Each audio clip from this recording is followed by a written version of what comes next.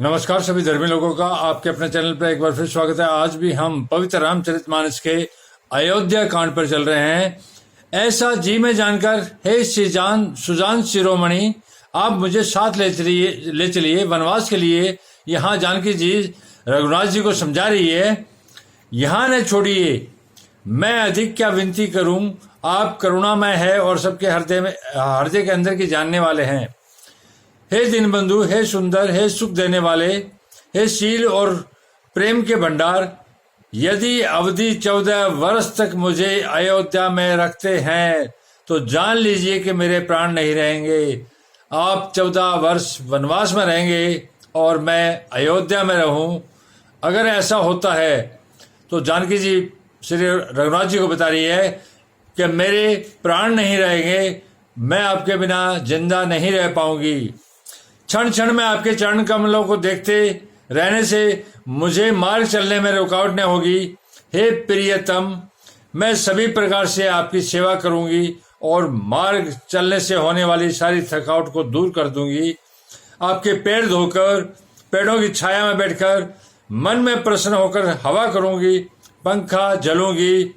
पसीने की बूंदों से ही श्याम शरीर को देखकर प्राणपति के दर्शन करते दुख के लिए मुझे अवकाश ही कहाँ रहेगा। समतल भूमि पर घास और पेड़ों के पत्ते बिछाकर यह दासी रात भर आपके चरण दबाएगी। बार बार आपकी कोमल मूर्ति को देखकर मुझको गर्म हवा भी न लगेगी। प्रभु के साथ रहते मेरी ओर आंख उठाकर देखने वाला है ही कौन।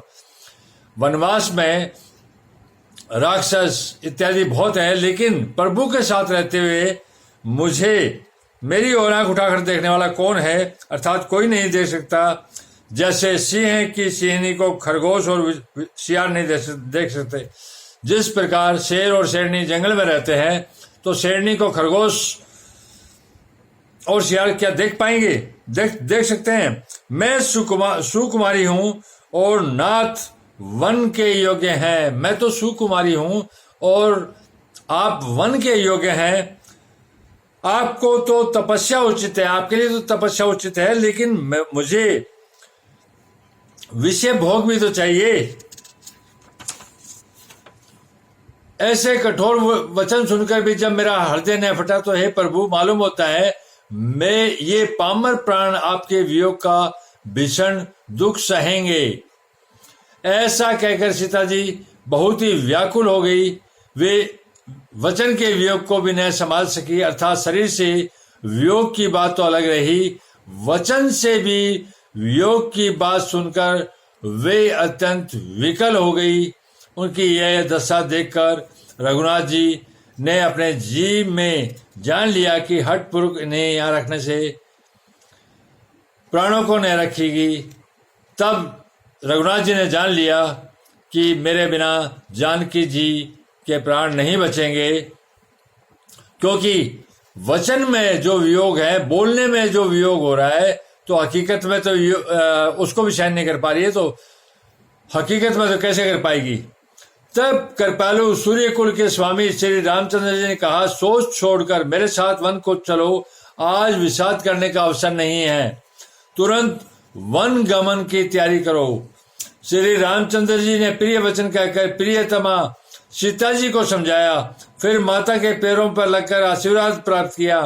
माता ने कहा, बेटा जल्दी लौटकर प्रजा के दुख को मिटाना और यह निष्ठुर माता तुम्हें भूल न जाए। हे विधाता, क्या मेरी दशा फिर पलटेगी? यहाँ माता कौशल्या जी सोच रही है कि क्या मेरी दशा फिर पलटेगी? क्या अपने नेत्रों से मैं इस मनोहर जोड़ी को फिर देख पाऊंगी? हे पुत्र, वह सुंदर दिन और शुभ घड़ी कब होगी जब तुम्हारी जननी जीते जी तुम्हारा चांद सा मुखड़ा फिर देखेगी? हे तात, वत्स कहकर, लाल कहकर, रघुपति कहकर, रघुवर कहकर मैं फिर कब तुम्हें बुलाकर हृदय से लगाऊंगी और हर्षित होकर तुम्हारे अंगों को देखूंगी। यह देखकर कि माता स्नेह के मारे अधीर हो गई है और इतनी अधिक व्याकुल है कि मुंह से वचन नहीं निकलता। श्री रामचंद्र जी ने अनेक प्रकार से उन्हें समझाया, वह समय और स्नेह वर्णन नहीं किया जा सकता। तब जानकी जी सास के पांव लगी और बोली, हे माता सुनिए, मैं बड़ी अभागिन हूँ। आपकी सेवा करने के समय देव ने मुझे वनवास दे दिया। मेरा मनोरथ सफल न किया। आप क्षोभ का त्याग कर दे, परंतु कृपया न छोड़िएगा।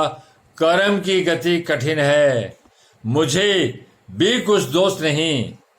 सीता जी के वचन सुनकर सास व्याकुल होगी। उनकी दशा को मैं किस प्रकार बखान कर कहूं। उन्होंने सीता जी को बार बार हृदय से लगाया और धीरे धरकर शिक्षा दी और आशीर्वाद दिया कि जब तक गंगा जी और यमुना जी में जल की धारा बहे, तब तक तुम्हारा आशीर्वाद अचल रहे। सीता जी के सामने सास ने अनेकों प्रकार से आशीर्वाद और शिक्षाएं दी और वे सीता जी बड़े ही प्रेम से बार बार चरण कमलों में सिर नवाकर चली। जब लक्ष्मण जी ने यह समाचार पाए, तब वे व्याकुल होकर उदास मुंह दौड़े। शरीर कांप रहा है, रोमांच हो रहा है, नेत्र आंसुओं से भरे हैं। प्रेम से अत्यंत अधीर होकर उन्होंने श्री राम जी के चरण पकड़ लिए। वे कुछ कह नहीं सकते, खड़े खड़े देख रहे हैं। ऐसे दिन हो रहे हैं मानो जल से निकाले जाने पर मछली दिन हो रही हो। हृदय में सोच के, हे विधाता, क्या होने वाला है? क्या हमारा सब सुख और पुण्य पूरा हो गया? मुझको श्री रघुनाथ जी क्या कहेंगे? घर पर रखेंगे या साथ ले चलेंगे? श्री रामचंद्र जी ने भाई लक्ष्मण को हाथ जोड़े और शरीर तथा घर सभी से नाता तोड़े हुए खड़े देखा। तब रघुनाथ जी ने लक्ष्मण जी को भी शरीर और घर से नाता तोड़े हुए देखा कि लक्ष्मण जी भी वनवास में मेरे साथ ही जाएंगे। धन्यवाद। आप लोग अपने इस चैनल पर इसी प्रकार बने रहिए। मैं आपको एक परमात्मा और उसके ज्ञान मार्ग पर ही लेके चल रहा हूँ। बिना ज्ञान के हम इस अंधेरे संसार में परमात्मा के मार्ग को देख नहीं सकते और गलत रास्ते में भटक कर दूसरे रास्ते पर चले जाएंगे। बिना ज्ञान के परमात्मा का मार्ग ही नहीं मिलेगा तो परमात्मा कैसे मिलेंगे? दुनिया के तमाम धर्म ग्रंथ पवित्र हैं। आप सभी को एक समान समझकर चाहे कोई सा पढ़ो, कोई दिक्कत नहीं है। किसी विधि से पढ़ो, कोई दिक्कत नहीं है। परमात्मा की प्रार्थना किसी भी रूप में की जाए, परमात्मा पवित्र है तो उसकी रीति जो है वो अपवित्र कैसे हो सकती है? धन्यवाद। शुभरात्रि। कल फिर मिलेंगे।